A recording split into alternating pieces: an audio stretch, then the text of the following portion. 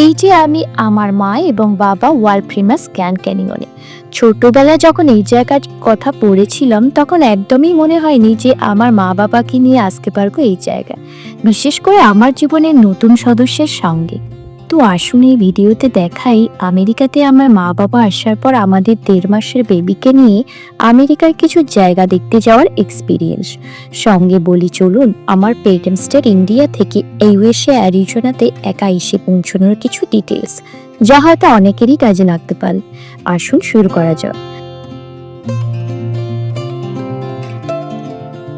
Hello and welcome to my channel. আমি অঙ্কিতা আর আমি থাকি ইউএসএর অ্যারিজোনা স্টেটে।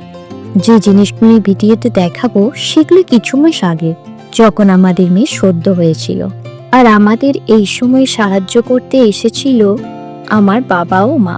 অনেকেই হয়তো জানেন যে ফ্লাইট টিকিটে এক্সট্রা কোনো চার্জ ছাড়াই প্যাসেঞ্জারদের হুইল চেয়ার বুক করা যায়।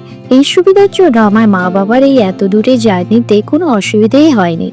যে 4 সপ্তাহ তারা আমাদের সঙ্গে ছিল তার মধ্যে বেবিকে নিয়েই কেটেছে অনেক সময়। তবে এত দূরে ইউএসএতে এসে বিখ্যাত জায়গায় কিছু না দেখে গেলে এই ট্রিপ যেন কমপ্লিট হয় না। যেহেতু অ্যারিজোনাতে রয়েছে বিখ্যাত গ্র্যান্ড ক্যানিয়ন, তাই শুরু হলো আমাদের প্রস্তুতি এয়ারবিএনবি বুক করা দিয়ে। তবে যেহেতু ট্রিপে থাকবে আমাদের 1.5 মাসের বেবিও, তাই দরকার ছিল বেশ কিছু প্রিপারেশনের। অনেক জিনিসের মধ্যে যেমন দরকার ছিল অনেক জামা কাপড় সবার জন্য, তেমনি দরকার ছিল খাওয়ার জল, বেবির জন্য ব্ল্যাঙ্কেট আর প্রচুর ডায়পার। সবকিছু গুছিয়ে আমরা সকালে বেরিয়ে পড়লাম। আমাদের প্ল্যান ছিল মোট 4 দিনে। সুন্দর ওয়েদার, সবাই পেছনে রেডি। প্রথম ডেস্টিনেশন ছিল পেজ নামের একটি জায়গা, যার দূরত্ব ছিল আমাদের এখান থেকে প্রায় 500 কিলোমিটার, এবং প্রথম দিনের প্ল্যান ছিল শুধু এইখানে পৌঁছানো। প্রায় 1.5 ঘন্টা পরে আমরা প্লেট নিলাম, খেলাম ডিম সিদ্ধ আর বেবিকেও খাওয়ানো হলো। এই জায়গাটি বেশ সুন্দর, আমাদের অন্যান্য ভিডিওটিও এই জায়গাতে দেখিয়েছে আগে। তবে এরপরে রাস্তা ছিল ফ্ল্যাগ স্টপের উপর দিয়ে, যখন এই সময় রাস্তার ধারে ছিল প্রচুর বরফ। আসুন এই সুন্দর কিছু রাস্তা পেরোনোর সময় বলি আমার বাবা মার ইউএসএতে পৌঁছানোর কিছু ডিটেলস। দেশ থেকে আমাদের অ্যারিজোনা ফিনিক্স শহর আসতে ওনাদের ফ্লাইট আমরা করেছিলাম কলকাতা থেকে দোহা, দোহা থেকে ফিলাডেলফিয়া আর সেখান থেকে ফিনিক্স। এই লম্বা জার্নিতে কিভাবে চেঞ্জ হবে ফ্লাইট, কোথায় যেতে হবে সে নিয়ে একটু চিন্তা ছিল। তবে এয়ারলাইন্সগুলো বিনামূল্যে হুইল চেয়ার ব্যবহার করার সুবিধা দেয়, সেটির উপর ভরসা ছিল। নিজেদের চাপ কমাতে তারা শুধু সঙ্গে ক্যারি অন লাগেজ নিয়ে এসেছিল। ফ্লাইটের খাবার আমরা টিকিট বুকিংয়ের সময় ফিট করে দিয়েছিলাম। প্লেনে উঠে সিট পৌঁছাতে তাদের কোনো অসুবিধা হয়নি প্রথম ফ্লাইটে। তবে দোহাতে পরের ফ্লাইটগুলি খুব কম সময় ছিল, সেখানে প্লেন থেকে নামার সময় হুইল চেয়ারে বসিয়ে দেওয়া হয়, তারপরে পরবর্তী ফ্লাইটের গেটে পৌঁছে দেওয়া হয়। তাই দোহাতে আর কোনো অসুবিধা হয়নি শেষের মধ্যে। লাঞ্চের জন্য ব্রেক নেওয়া হয়েছে। কি আছে দেখায় আসুন। চিংড়ি মাছ, বিনস, আলু দিয়ে একটা কারি, যে দারুণ করে রান্না করেছেন, একদম ফাটাফাটি।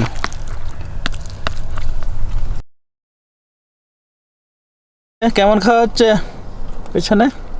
খাওয়াটা বেশ ভালোই ছিল।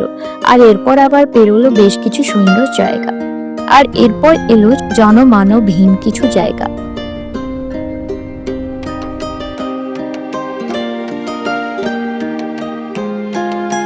এই জায়গাগুলি দেখলে বোঝা যায় ইউএসএ ঠিক কত বড়। সেই তুলনায় কত কম মানুষ রয়েছে এই দেশে।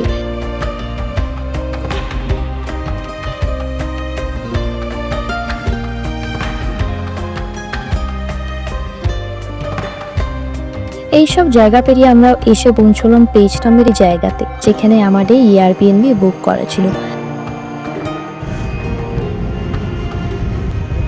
আসুন দেখাই কেমন ছিল এখানে আমাদের 2 রাত থাকার জায়গাটি। তো আসুন দেখাই ভেতরে কি আছে, কেমন আছে।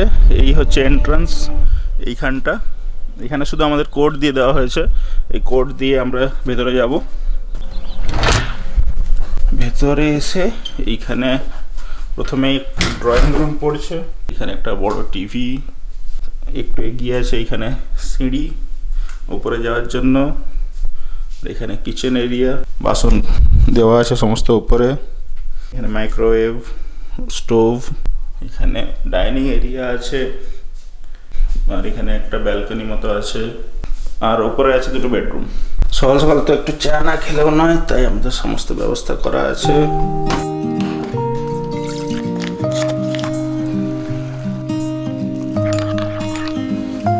পরের দিন সকালে আমরা বেরোলাম এখানকার ফেমাস জায়গাগুলি দেখতে। 9:50 আর আমরা বেরিয়ে পড়েছি। এখন আমরা হর্সশু বেন্ড যাব বলে। আমরা যে জায়গাগুলি এসেছিলাম সেটির মধ্যে রয়েছে প্রাকৃতিক কিছু অপূর্ব ন্যাচারাল ওয়ান্ডার্স, যার একটির নাম অ্যান্টিলোপ ক্যালিয়ার। তবে এই জায়গাগুলি দারুণ সুন্দর হলেও এখানে গাইডেড ট্যুর ছাড়া যাওয়া যায় না। আর যেহেতু এখানে যাওয়ার রাস্তা মোটেই সমতল নয়, তাই এখানে বেবি নিয়ে যাওয়া যেত না। তাই আমরা এলাম হর্সশু বেন্ড নামের একটা ফেমাস জায়গা। এই যে এখানে ব্যবস্থা হয়ে গেছে। বেশ কিছু দূর হেঁটে যেতে হতো এখানে। আমেরিকার বিখ্যাত কলোরাডো নদীর উপর প্রাকৃতিকভাবে তৈরি এই জায়গার কথা ছোটবেলায় জিওগ্রাফিতে পড়েছিলাম, আর সেই জায়গা আজ ছিল আমাদের চোখের সামনে, আমার মা ও বাবার সঙ্গে। বেশ দারুণ ছিল এই অনুভূতি। এখানে কিছুক্ষণ কাটিয়ে আমরা লাঞ্চ সারলাম একটি মঙ্গোলিয়ান রেস্টুরেন্টে, যেখানে বেশ টেস্টি ফ্রাইড রাইস পাওয়া যাচ্ছিল। খাওয়ার পর আমরা আরো এদিক ওদিক গেলাম, পৌঁছলাম এখানকার বিখ্যাত গ্ল্যান্ড ক্যানিয়ন ড্যাম। 220 মিটার উঁচু এই বাঁধ তৈরি করেছে লেক পাওয়েল নামের বিশাল জলাধার, যার জন্য ইউএস এর এই প্রান্তে কলোরাডো, উটা, নিউ মেক্সিকো, ক্যালিফোর্নিয়া ও অ্যারিজোনাতে জলের কোনো সমস্যা হয় না। ফাইনালি আমরা গেলাম কলোরাডো নদীর একটি বিচের মতো জায়গায়। কলোরাডো স্টেটে রকি মাউন্টেন থেকে তৈরি হওয়া এই নদী প্রচুর গুরুত্ব রয়েছে আমাদের স্টেট অ্যারিজোনার মানুষ এবং এই দেশে বিশাল চাষের জন্য। এই নদী তাই কাছ থেকে দেখাও ছিল বেশ ভালো একটি ফিলিং। দেখতে দেখতে আমরা শেষ করলাম এখানকার এই দিনটি। দেখা হলো বেশ ইন্টারেস্টিং কিছু জায়গা। পরের দিন সকালে আমাদের এই এয়ারবিএনবি ছাড়ার কথা ছিল। আমরা এই দিন যেতাম অ্যারিজোনার সবচেয়ে ফেমাস জায়গা গ্র্যান্ড ক্যানিয়ন দেখতে, তাই আবার বেরোনো হলো সকালে। সামনে ছিল প্রায় 2.5 ঘন্টার রাস্তা। এর মধ্যে আবার বলি আসুন আমার বাবা মার ইউএসএ এসে পৌঁছানোর জার্নি। দোহা শহর থেকে তাদের প্রায় 16 ঘন্টার ফ্লাইট ছিল। সেখানে নামার পর তাদের অপেক্ষা করতে বলা হয় হুইল চেয়ারের জন্য, কারণ এখানে অনেক মানুষই এই হুইল চেয়ার দরকার ছিল। শেষ পর্যন্ত দুজনের মধ্যে একজন হুইল চেয়ার পেরে তারা যায় তাদের নেক্সট ফ্লাইটের দিকে। ফিনিক্সে পৌঁছেই তারা আর হুইল চেয়ারে যায়নি, অন্যদের ফলো করে তারা বেরিয়ে আসে। যদিও আমাদের কোনো কথা হয়নি তাদের সঙ্গে জার্নিতে, আমরা তাদের বেরিয়ে আসতে দেখতে পেয়ে যাই। ইউএসএ এয়ারপোর্টে এটি একটি বড় সুবিধা যে লাগেজ কালেকশন পর্যন্ত যে কেউ যেতে পারে, আমাদের যা দেশে করা যায় না। অনেকক্ষণ ড্রাইভের পরে আমরা এসে পৌঁছলাম গ্র্যান্ড ক্যানিয়নের সাউথে, যা আমাদের এই দিক থেকে কাছে হয়। এখানে ঢোকার জন্য প্রতি গাড়িতে লাগে $35, আর ভিতরে চলে বেশ কিছু বাস। তাদের একটিতে চড়ে আমরা শুরু করলাম আমাদের জার্নি। লাঞ্চ সেরে বেলা তখন হয়েছে বেশ, কিন্তু এখানে ছিল তখনও ঠান্ডা। আর এই রোদ ঝলমলে দিনে আমরা গ্র্যান্ড ক্যানিয়নের দারুণ কিছু দৃশ্য দেখলাম। যে গ্র্যান্ড ক্যানিয়নের ব্যাপারে আমরা ছোটবেলায় পড়েছিলাম বইতে, তা ছিল আজ আমাদের চোখের সামনে। নিজের মা বাবা, হাজবেন্ড আর আমাদের ছোট্ট বেবিকে সঙ্গে নিয়ে জায়গার ঘোরার অনুভূতি ছিল এক অপূর্ব। আমরা বেশ অনেকক্ষণ ধরে ভালো করে ঘুরে দেখলাম সব জায়গা। এখানে ছোট্ট মিউজিয়াম ও গিফট শপ রয়েছে, সেটিও গেলাম। তবে বিকেল করে আমরা বেরোনো ঠিক করলাম, কারণ এখান থেকে আমাদের এক অন্য এয়ারবিএনবি আসতে হতো, যা রয়েছে ফ্ল্যাগস্টাফে। তবে এই ফেরার রাস্তাও যে এত সুন্দর হবে সেটা আমাদের জানা ছিল না। সেই সময় রাস্তার দুধারে বেশ অনেক বরফ দেখলাম, সঙ্গে দেখলাম দূরে বরফ ঢাকা পাহাড়।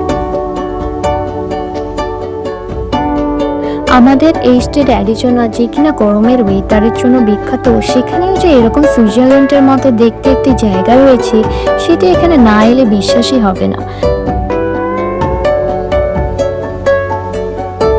আরো 2 ঘন্টা জার্নি করে আমরা আমাদের এয়ারবিএনবি পৌঁছাই।